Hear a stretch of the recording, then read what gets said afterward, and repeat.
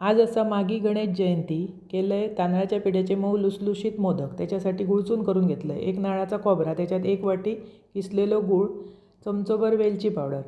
मस्त मऊसूत मोदक होतात असा गुळचून केला असतं। त्याच्यानंतर एक कढई घेतलं, त्याच्यात घातलं 1.5 वाटी पाणी, 1 वाटी बासुमती तांदळाचा पीठ।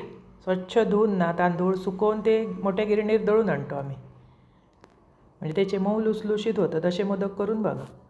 त्याच्यानंतर उकड काढलं आहे। उकड गरम असताना हातात तेल लावायचे आणि मळून घे। व्यवस्थित मळलास की मोदकाची पारी फुटणार नाही असे मोदक करून बघा। एकदम भारी छोटे छोटे करायचे, म्हणजे खाल्ले जातात होते। मोठे कोण खाऊक बघणार नाही। गोड आधी मुळात कोणाक नकोच असतं, तर गुळाचा करा किंवा साखरेचा करा, आमका ती सवय म्हणान ते करूचे लागतात।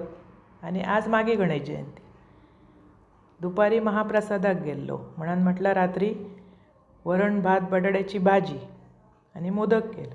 अप्रतिम चव।